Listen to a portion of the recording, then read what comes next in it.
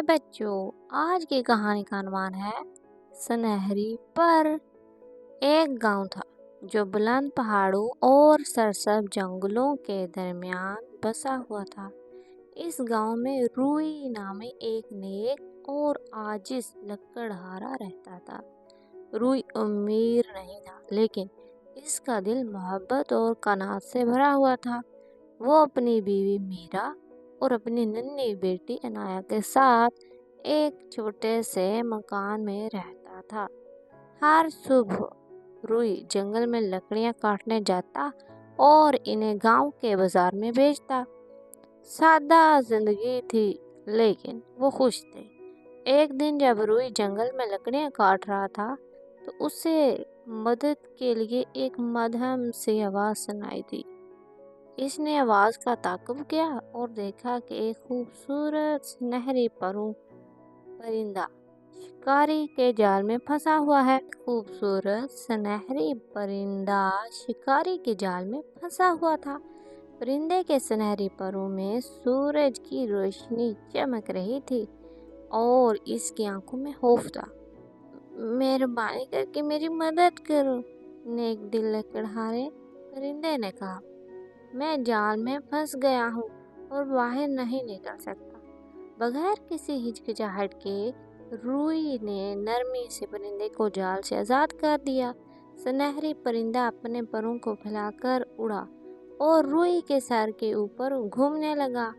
آپ کی مہربانی، شکریہ، پرندے نے کہا۔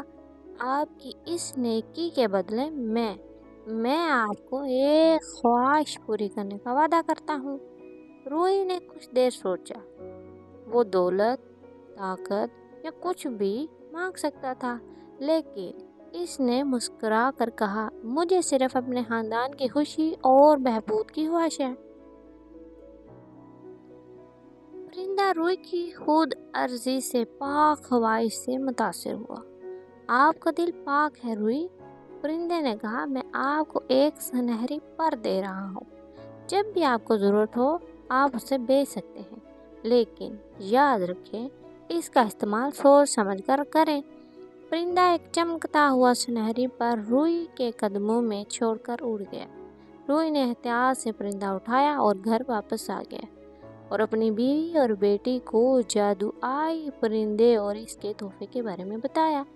انہوں نے فیصلہ کیا کہ وہ اس پر کو محفوظ رکھیں گے اور صرف بڑی ضروریات کے وقت اس کا استعمال کریں گے۔ وقت گزرتا گیا اور کئی بار ایسا ہوا کہ ان کے سامنے مشکلات آئیں۔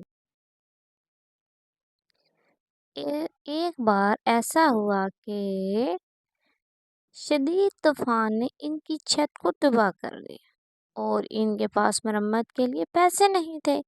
ایک اور بار خشک سالی نے ان کے فصلوں کو برباد کر دیا۔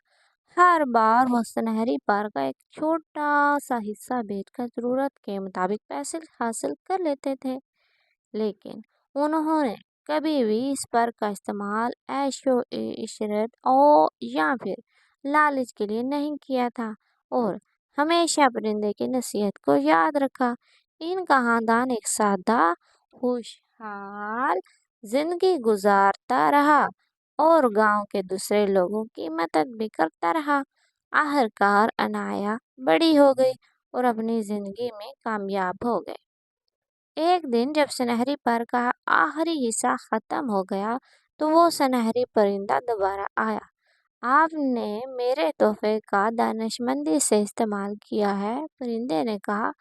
آپ کی نیکی اور عاجزی نے آپ کو سچی دولت بخشی ہے، اپنے خاندان کی محبت اور اپنی برداری کا احترام۔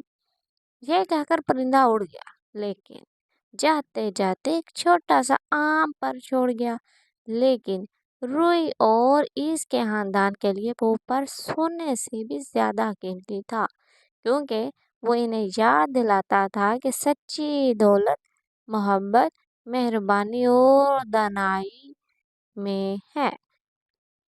اخلاقی سبق: اس کہانی سے ہمیں یہ سبق ملتا ہے بچوں کہ حقیقی دولت مادی دولت میں نہیں، بلکہ اس محبت، مہربانی اور عقل میں ہے جو ہم دوسروں کے ساتھ بانٹتے ہیں۔